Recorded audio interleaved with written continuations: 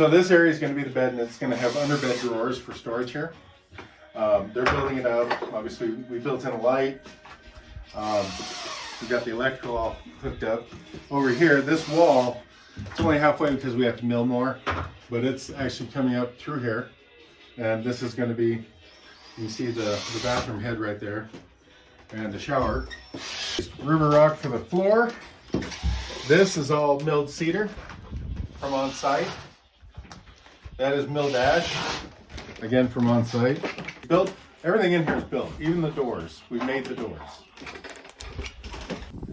The two things we've been harvesting are ash and cedar right now.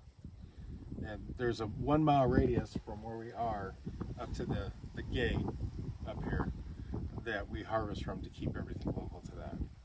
If we had done it traditionally, where we're buying wood from, say, Canada, which is where a lot of CLT comes from, it would have been an excess. We would have actually created about 2 tons of carbon. It's almost a 3-ton difference in carbon.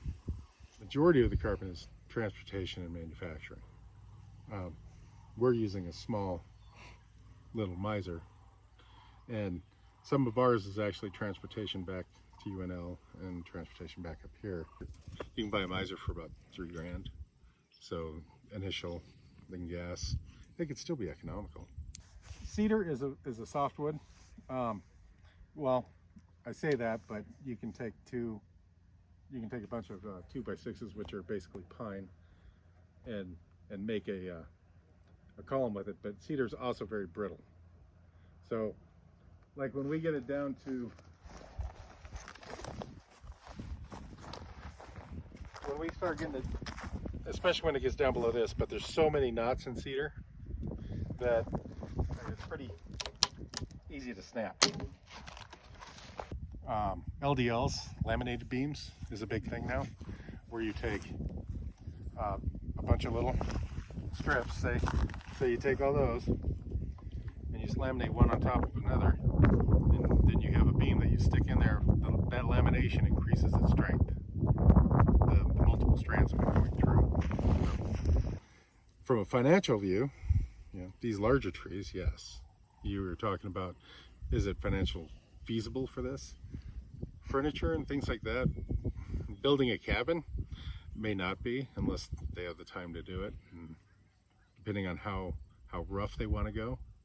If you had a 40-acre parcel that was full of older cedar trees, these dense cedar thickets like we see in front of us really are not, it's not usable habitat for the wildlife.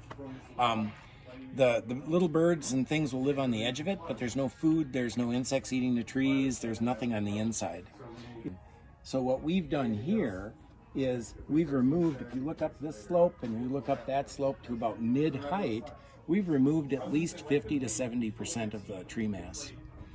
Right now, after almost 2 years, you can't hardly tell. We went in there. It allows us to use a much smaller sawmill, and we're just using our local resource. That's where I get excited about this. It's all local resource. Our project, it's a lot about experimentation, and so a lot of projects within practice you'll see like it's fully thought out through CDs. It's a little different with our studio just because there's a lot of time where there's students that come in think they're doing something the right way within like a construction setting, but they're not, and so it's a little harder, so we gotta sort of figure it out on the fly.